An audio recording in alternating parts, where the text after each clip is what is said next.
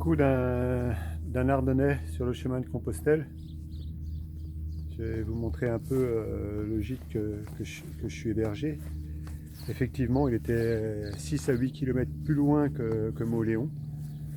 Je suis arrivé à Mauléon, j'étais vraiment exténué.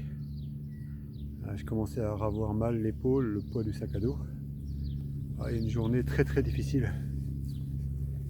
Vraiment la première montée a été très très dure.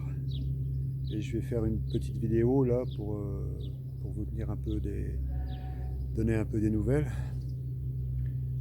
Voilà, demain je vais essayer de partir assez tôt, plus tôt, parce que il y a un col à monter. C'est une étape où il y a plus de 23 km.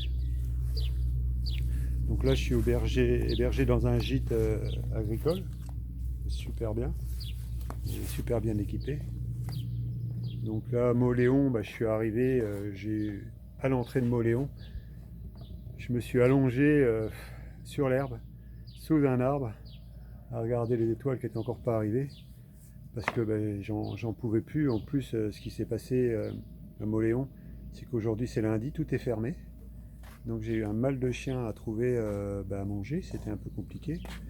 Et puis je suis tombé sur la place de Mauléon, quelqu'un qui avait déjà fait le chemin de Compostelle, François.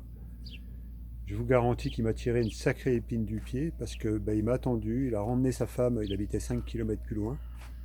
Et le gîte que je suis hébergé, en fait, il est sur la route de demain, mais j'ai 23 km 6, 7h20 de route demain. Je crois que je vais repartir à Mauléon pour faire tout dans les règles. Je vais voir comment je suis frais demain.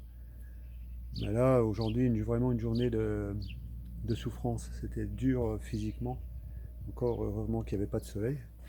Je pense que c'est l'histoire un peu d'hier. J'ai mal géré ça. Aujourd'hui, je suis déjà un petit peu mieux. J'avais fait une pause tout à l'heure quand il restait 5 km 7. Et donc j'ai rencontré cette personne-là, François, sur la place de Mauléon. Il m'a attendu.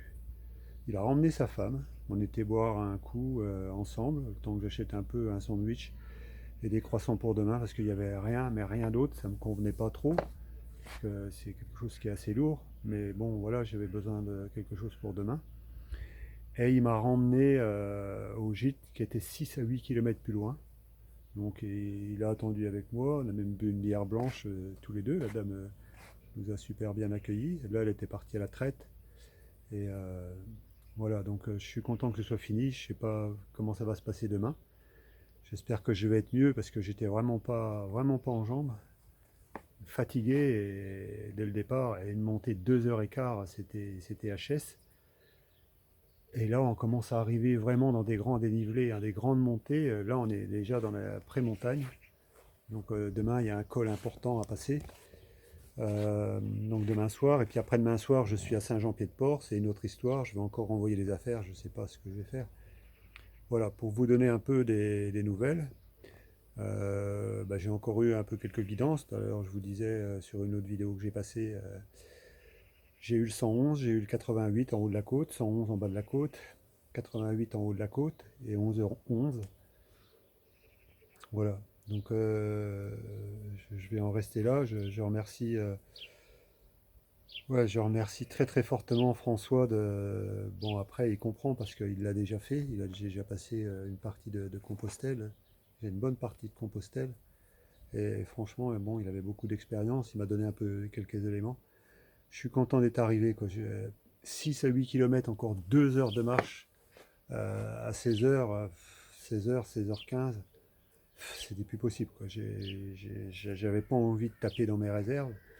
Et voilà, donc c'était vraiment une arrivée un peu miraculeuse qu'il soit là, François, parce qu'il m'a tiré une belle épine du pied. Demain, il faut absolument que je parte plus tôt, parce que là, c'est une grande journée, 7h20 de route. J'espère que j'aurai récupéré. Enfin, on va voir, hein, je ne vais pas me prendre la tête à l'avance. Voilà. Donc, je vous embrasse. Et donc, c'est les nouvelles d'un Ardennais sur le chemin de Compostelle. Allez, bonne soirée à tous.